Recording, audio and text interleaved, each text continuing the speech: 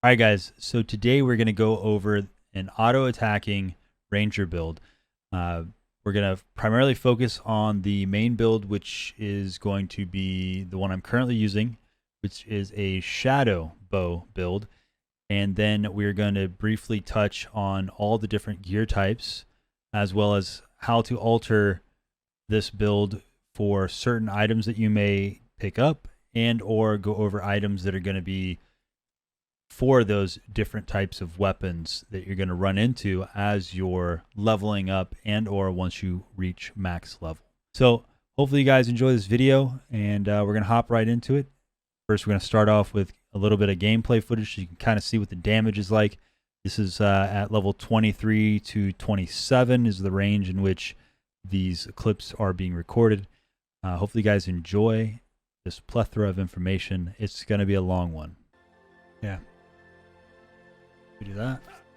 So we're only going to show you the damage right here, but we initially start out every round with our enchanter, who is primarily a little bit of health, but might mostly, because the enchanter is also our healer. And what we're doing there is we're effectively making it to where our enchanter can buff our ranger with the highest possible damage that we can reach. And then we use our ranger's enchant to buff another character that may be missing that lightning damage or something. And that's going to enable us to deal the most damage possible. So your enchanter is going to start out with buffing itself and the party with the might and bless, and then the enchanter is going to buff up your ranger with all the enchants, and then this is the damage you guys are gonna expect to see. Might be more, might be less. Our weapon's actually lower level than it should be. All right, that's good. All right, so that's really good. We got quite a bit of damage there.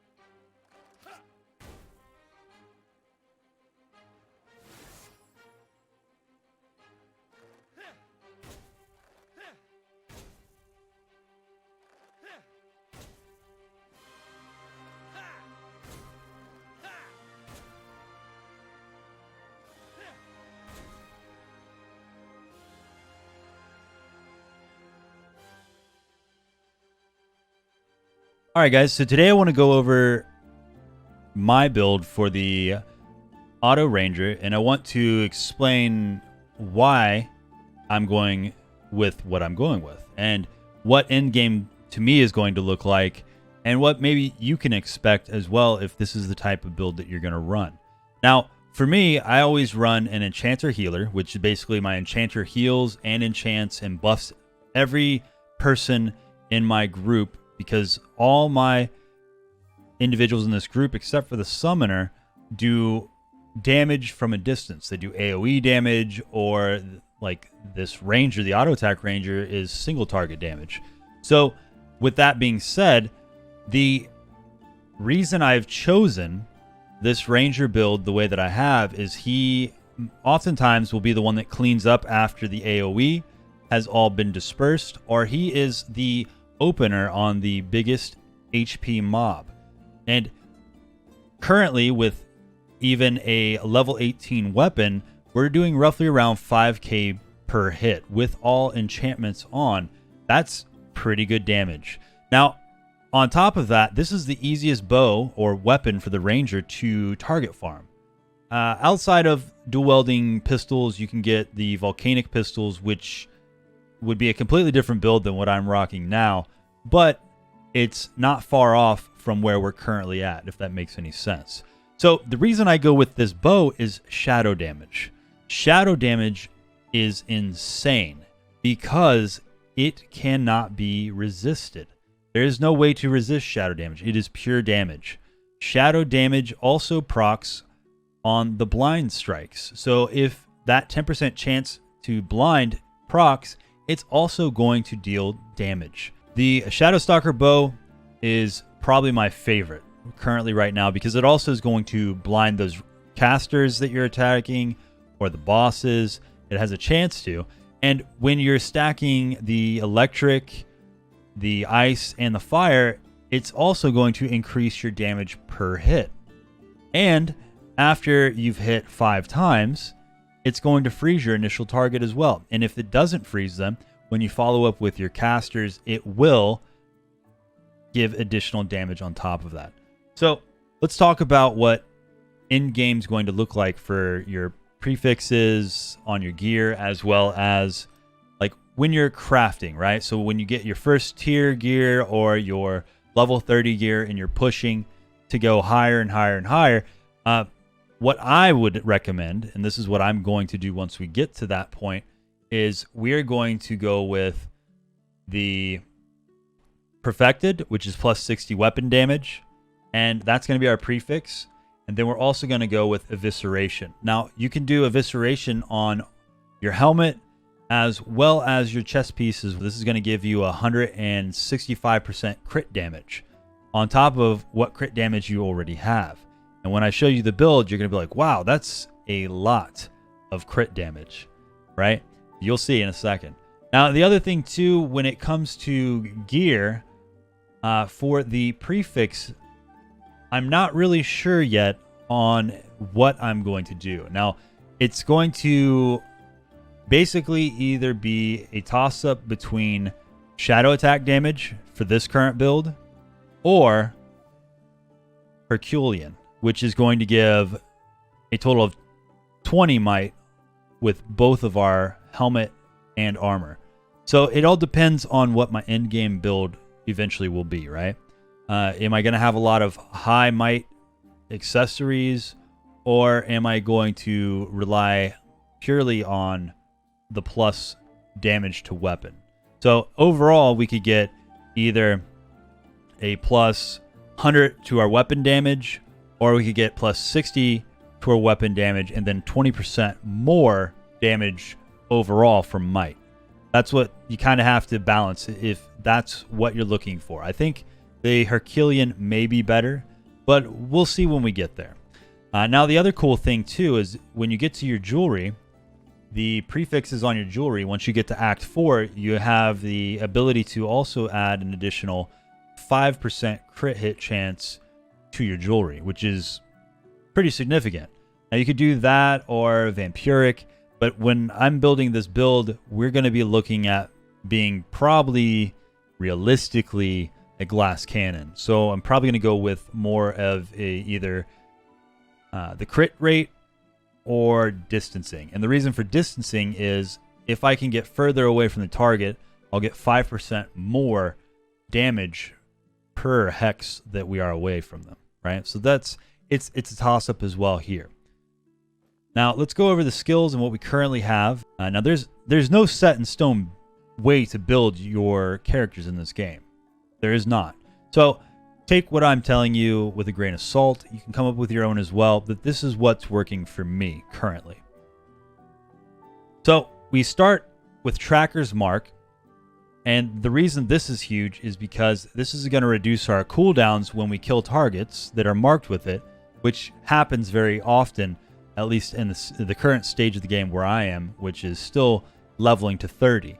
Now, with this is going to lower our cooldowns on our quick draw as well as our crippling shot, and that's actually going to benefit us quite a bit.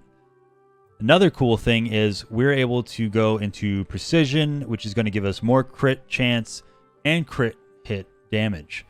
I also go into Death Dealer 1, 2, and Ambush for the extra damage on people who are away from all the other monsters, as well as Hidden Blade for an additional 75% more on our basic attacks. This is a basic attack ranger after all, so this is a huge damage increase. Huge.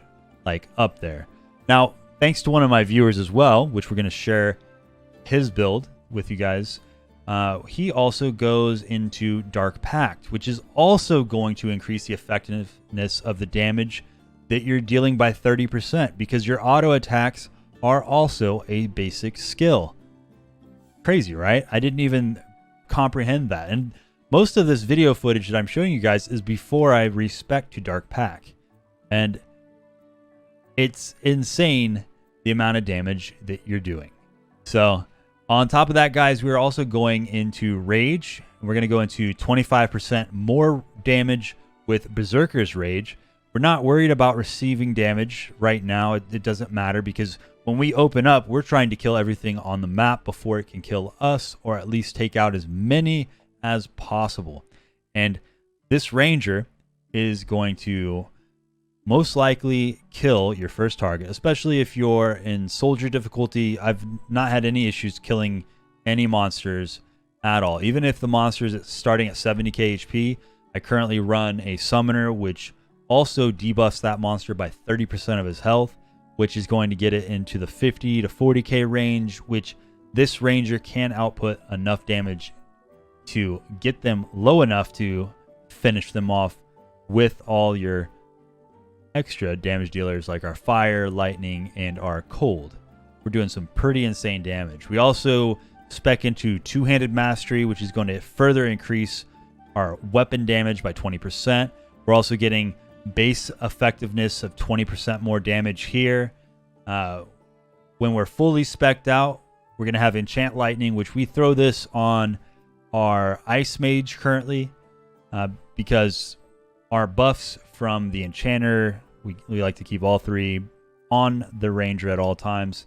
We're also going to get an additional 8% more crit hit chance, and once we hit 28, once we hit 30, overall we'll be able to get an additional hex, which is another 5% damage, as well as 8% more to all damage with Hothead. And if we get the Gladiator's Garb, we'll be able to get the Hothead, which will give us an additional 12% damage, and we'll actually be able to take quick hands off, which is really cool. So now, once we're fully spec'd out, this is going to be what our skill tree is going to look like. Marked Prey is one thing I forgot to mention. Marked Prey, now if we get 5 hits with our Archer currently, that's going to be a 50% damage increase. And each time we hit, it's going to be a 10, a 20, a 30, a 40% increase for our Archer. So you're going to do more and more damage. With the lightning stacks, you're doing more and more damage. With the heat stacks on that single target, you're doing even more and more damage. You guys get the point. This build is pretty insane. And the pure damage from the Shadow is just going to keep going up. It's pretty nutty. I actually enjoy this build quite a bit. Now, as you guys can see here, we've got the Ranger. We put 14 points into Ranger, 3 into Shadow. We go into Ghost Armor to give us, you know, a turn of invulnerability, or at least 2 turns. You know, it's a very nice ability to have, especially as we get further on into the game. We don't want to lose our Ranger, even though we have a lot of fail safes. We don't want to lose him right away, because there's a lot of stuff that can go wrong, especially on hardcore. And this is building onto us surviving longer throughout, you know, the entirety of what we're doing with our playthrough, right? Now, one thing that's also important to note is Ranger's Gift. This is what I mean by our skill range. The further we get out, the more damage we do as well. So we're doing 5% more damage each hex out we are from our target, our intended target that we're trying to kill. This is pretty good damage. And overall, and I know I keep saying this is pretty good damage, I'm thoroughly impressed with this build. I actually enjoy this build a lot. The Thief also, we go into Ambush 1, Ambush 2. We have Death Dealer 1 and 2, which is just 60% flat crit damage increase. Our auto attacks are getting 75% more. And then once we get end game, we're going to get an additional 165% just from our weapon and gear. That's pretty dang good. I'm predicting we could probably get close to 600, maybe even 700 overall crit damage per hit. That is insane. At least that's what I think. I don't know. What do you guys think in the comments below? Also, we are going to be speccing into Enchant Lightning, which we're going to throw on.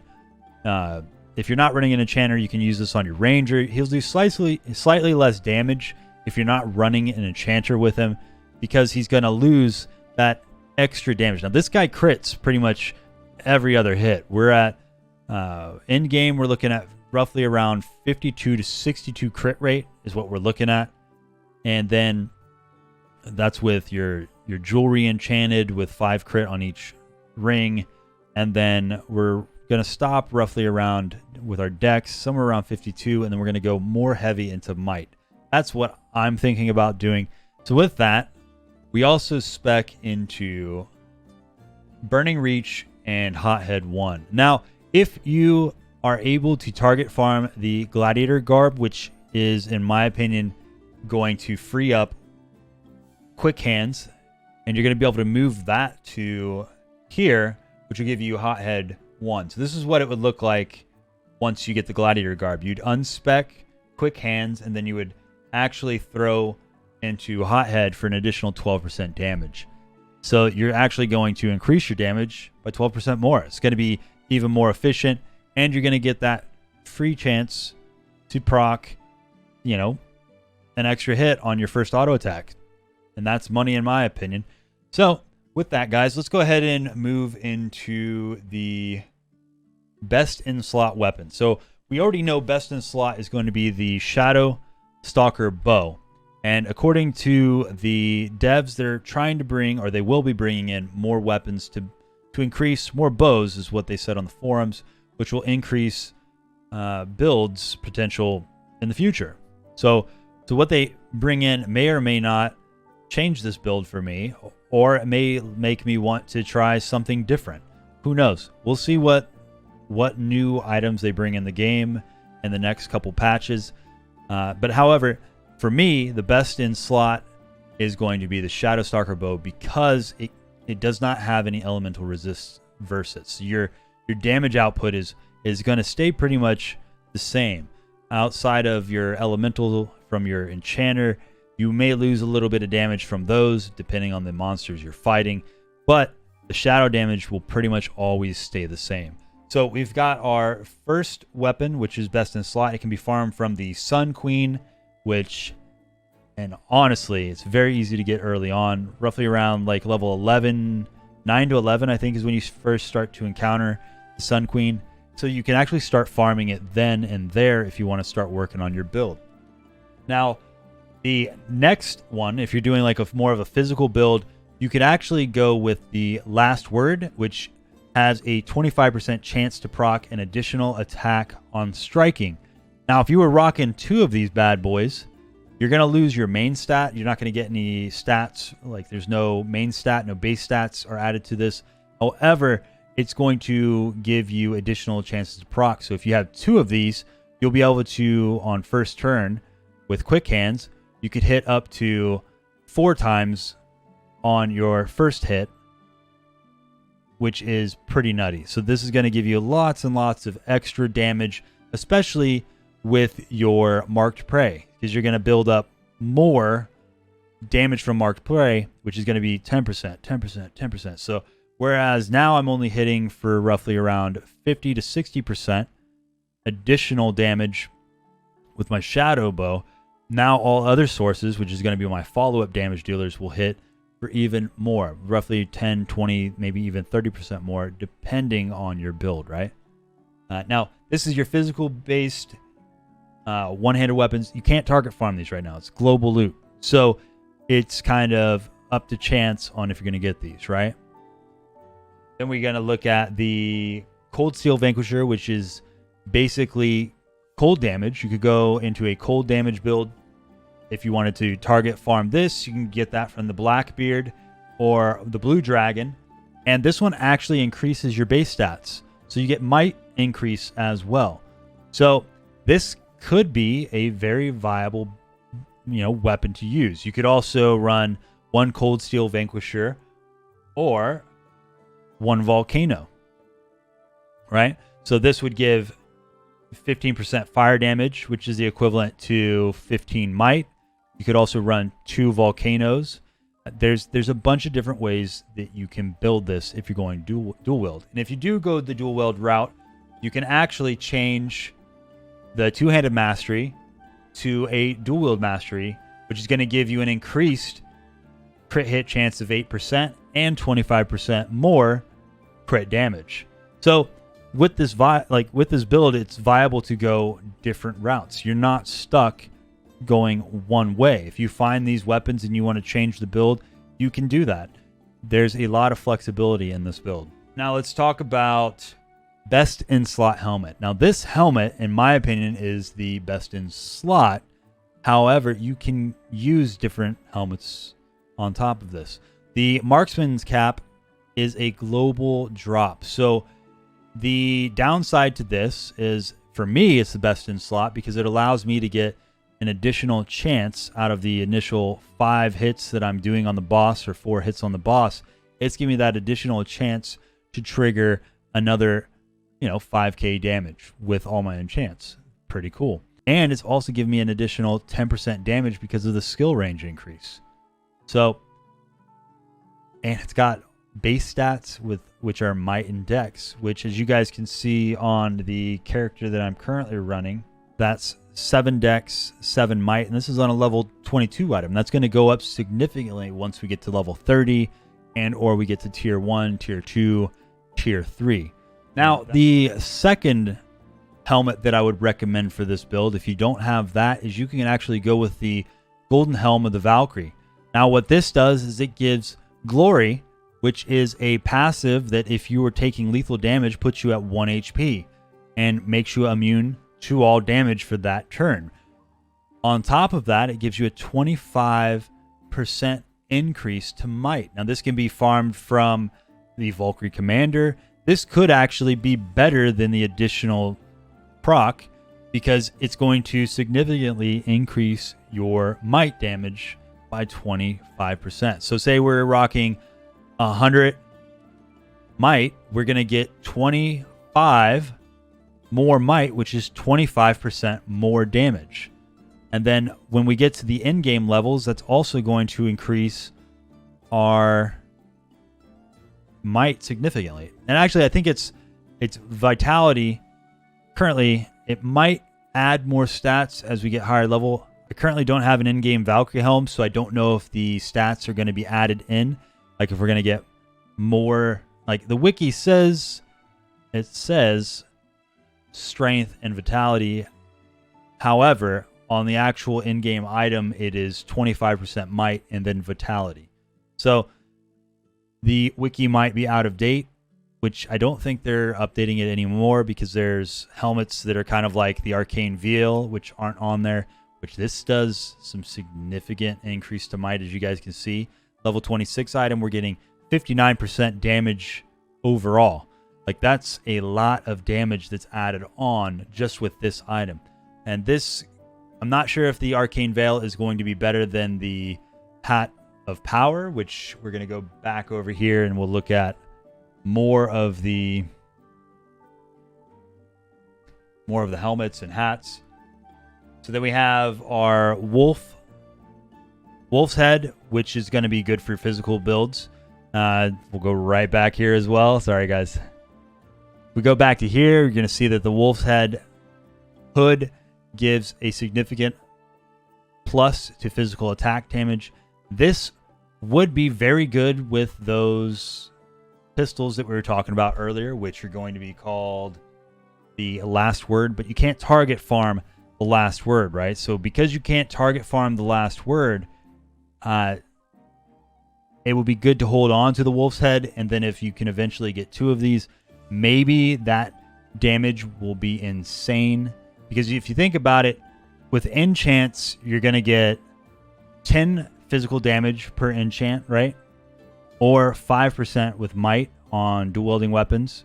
So all of these are going to add up in damage over time. You're going to be doing massive amounts of damage with these single target weapons. And we're kind of starting to go off and just talk a lot on like all these different things. I probably should just stay on topic, but I want to give you guys different variations that you can kind of move into, and why these certain helmets and stuff are actually good and what they can be used for in addition. I don't want to just have a linear build for you guys. I want you to, when you're looking at this video, I want to give you options, right? Because not everyone's playthrough is going to be the same. And once again, you can't target farm certain items, right? There are certain items you can target farm, and then there are others that you can't. At least currently, to my knowledge.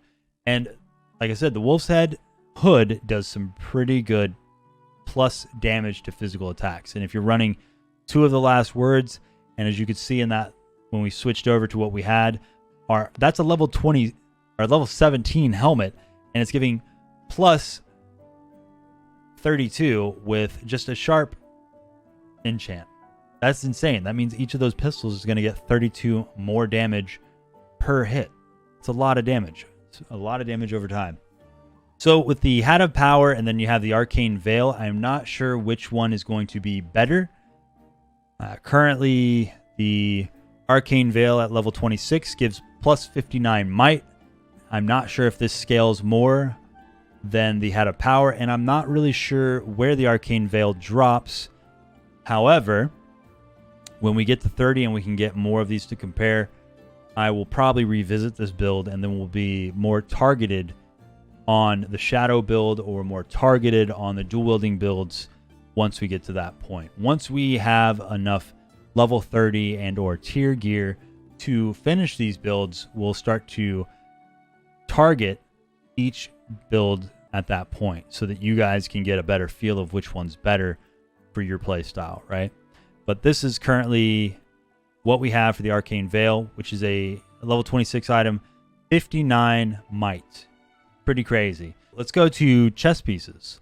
So best in slot chess piece is going to be the Gladiator's Garb, which can be farmed from Lucilia, Maximus, or Proximo. Sorry, that's a hard one for me to pronounce. And this one's going to give might, vitality, and reflex, as well as the big thing that this gives is it gives the passive quick hands. So this would free up one of our skill slots so that we can go into getting 12% more damage, as we said before, into Hothead, and then we could actually get rid of quick hands. Pretty cool, right? Now, honorable mentions for chess pieces are going to be the Forge Master links, which is going to be best in slot when you're running your Volcanic Sparks, which are these little pistols right here. Now, this is going to be my Fire Mage currently is what we're looking at.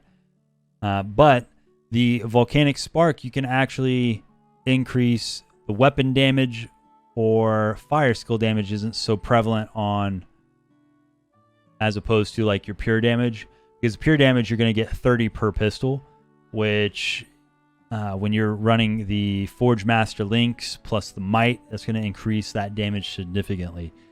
These can be target farmed from the actual Forge Master, and it also gives fairly decent armor and magic armor, and it's going to give you a fire shield, which is going to further mitigate damage to you, and when people hit you, you're going to possibly crit and deal damage back to them.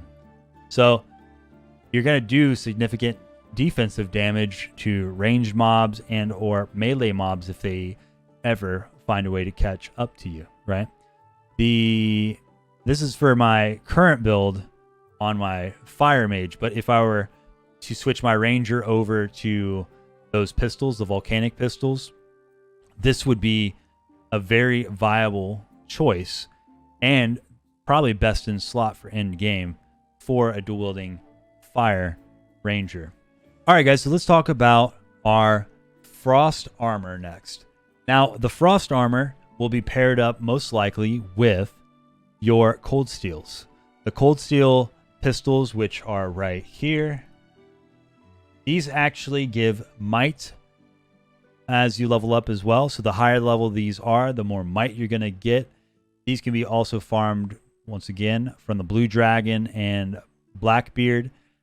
This gun paired up with that chest piece is actually going to give you significantly more damage, as well as providing more cold stacks, which is going to allow you to CC people by dealing that cold damage to them. It's going to stack that debuff for cold damage. So this could be for a more a dual wielding CC variant of the build.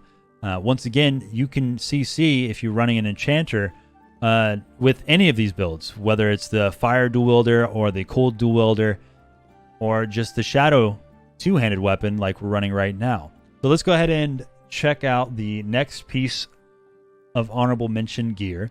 So the Archer's Garb is actually a global loot item, but it is also another item you could add to the physical range, right? So you have your animal furs and your Archer's Garb. These are going to be both viable for physical weapons. So the weapon that we showed earlier on that does a 25% chance to do additional procs, these weapons are going to be these armors are going to be very viable for those weapons. Once you're able to acquire 2 of those, you're actually going to probably do a significant amount of damage. Now, the problem with running physical damage is when you come across the dwarfs or certain mobs that have physical resistance or armored, you're going to do a lot less damage over time to these guys. So, but on the other spectrum of that, you're going to do some massive physical damage because of stacking all the plus physical damage. You're going to be doing more damage over time on those enemies who don't have those, attributes added to them. All right, so let's check out our last piece, which is going to be the Hunter's Trappings. This one, I would have to see one at level 30 in order to see what the physical damage scales up to, right?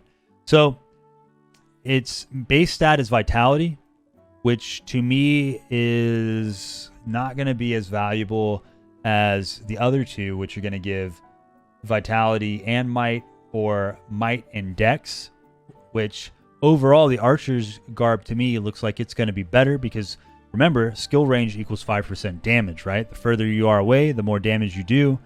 Also, Dex and Might equals free crit hit chance, crit rate, and then free damage per might. Every one might is 1% more damage. So this is an honorable mention for now, but if we get to level 30 and this gives a significant amount more physical damage, this may be viable as well for an in-game two-handed pistol build. Now, these chest pieces are very interesting. So, same thing goes for the Warlord's Mantle. Once we get to end game and we get us a level 31 and we can compare the stats, the physical damage, it all depends. The Warlord's Mantle is obviously going to be better than most likely will be better than a Hunter's Trappings because it's a mythic, which means the stats may scale higher and the physical damage may scale higher. Plus, you're going to get Reflex with it instead. So you're going to get Reflex and Vitality, which could be very good. Now, the Slayer plate is going to be also really good because it's going to give you lifesteal. So if you get damaged a little bit and you're not in a one-shot build like me, you will be able to heal back your life over time. Also, it's going to give you physical damage increase. And if you're running the physical weapons, this is going to just generate lots of health for you. Lots of free health. These Slayer plate also gives you Might and Vitality, so you're going to get plus damage, plus health. Very viable. Now, you may also go into the Robes of Power, which will be pure damage. We'll have to see, but this could be viable as well. Like I said, we have the Arcane Veil of the Hulk, which is already 59%, and that's not even a max level. So I can only imagine what the Robes of Power give for end game. All right, guys, and then the final chest piece that I want to mention is the Plate Mail of the Fallen Cleric. Now, this gives lifesteal of 15%, also gives Might and Intelligence as you start to level it up. You're going to get more and more of each of these attributes and stats. It can be farmed from the Countess. It also has a chance on hit to cast consumption. Now, if you don't know what consumption does, this is a plus 10% damage per enemy in the cast radius of consumption. So if there's a bunch of mobs that are stacked up, this is going to give you 10% more damage for a certain amount of turns, and it's also going to reduce their health points of all the enemies around that enemy by 10%. So that's going to give you more damage for your auto attacks, as well as it's going to drain their HP. So if you're not running a warlock or a summoner, this is another effective means of lowering the HP on mobs so that it's easier for your other damage dealers to kill them as well. So very cool piece of gear. All right, so let's go ahead and move on to the rings. So best in slot ring for me so far at this current stage, at least until we find a way to either grant our ranger haste every turn, which will probably be through our enchanter, or we'll just keep the haste ring, because this haste ring actually gives dexterity, which is more crit rate, more crit damage, as well as it's going to give us an additional turn in our first volley of fire on our main boss, or cleaning up whatever mobs are left throughout the rest of the map as our damage dealers are dealing damage. This ring is pretty good. I'm actually impressed with it. I don't really use this ring on anything other than my enchanter and the ranger, and that is just because the ranger can use it the first turn, and then the second stage we'd actually hit the ranger up with the enchanter and clean up any other mobs that are left. This ring has a lot of viability, especially on this build. Now, what you could do is, if you don't want to run this, you could actually run the Binding of the Abyss if you're going for a more damage-based build. The Binding of the Abyss is going to give might. You're going to lose health, but it doesn't matter because you're trying to kill stuff fast, right? So you're getting might, which is going to give percentage increase. Then you're getting the damage and healing increase of 15%. You're also getting your, if you're going to go into your fire or cold damage, you're getting Emberstone is actually going to be a little bit better because of the 3% might. And let me show you guys what I mean by that. So we have rings currently. We have a Wandering Emberstone ring. This is giving 17% or 17 might, 15% fire damage. So this is actually very viable for your dual wielding fire pistols, or you could go into the Ring of Power. Oh, here we go. You could go Ring of Power as well, which is the equivalent right now. The Ring of Power may outshine these later on. So, and this is another version of the Ring of Haste. Currently, it's level 18. It's going to go up in stats as well, and you can actually put crit rate on these. So, crit rate is going to be the desirable thing for your jewelry on each of these. Is you're going to get 5% more crit rate, which will increase our ranger's crit rate. Will probably be, by in-game build, roughly around 62% crit rate is what we want to hit with this. So let's go back to looking at the rings. So with that being said, the Ring of Might, pretty solid, I think, in-game. The Binding of the Abyss is going to be a solid one for a glass cannon build. Emberstone ring for dual-wielding pistols, as well as the Hailstone ring will also be another one that's viable for pistols. Now, we have some more rings here that we were looking at, which could be a viable choice, is going to be the Ring of Vision. The Ring of Vision will be a viable choice because it's going to give us 2 more range. And 2 more range equals 10% more damage, right? So 10% more damage, we got blind immunity, so they can't force our ranger to be useless for a turn or 2. Now, the only problem with this ring is it's a global loot item only, so you can't target farm it like you can target farm the other rings. All right, so let's move on into the amulets. So, amulets. For me personally, I think in-game is going to be, for my bow build, is going to probably be the shadow damage. So we're going to get plus shadow damage and plus percentage shadow damage. Or If we look over here, we would probably do the Amulet of Vision, which is going to be Might, Skill Range 2, and this can also be target farmed from the Sun Queen, or the Chains of the Abyss is another viable option for my in-game build, as well as Vial of Blood. These are all viable builds for what I'm currently working towards. And then we also have, there's a Amulet of Might, Amulet of Power right here, which can also be farmed from the Forge Master, obviously, guys. That's where you can get this lovely amulet from. Thank you all for sticking through this video to the end. If you have, make sure to hit that like and subscribe button. Let me know what you guys think in the comments below. I'm sorry the video is so long. I just want to get all the information I can out there to you guys. And I'll always continue to try to condense these videos down. And when we make follow-up videos, these videos of like the actual builds, not just this broad spectrum of these builds, it's going to be focused builds. They will be much smaller with more footage of actual gameplay rather than information. So thank you all for sticking to it, and we will see you guys live on Twitch. Thank you all for stopping by.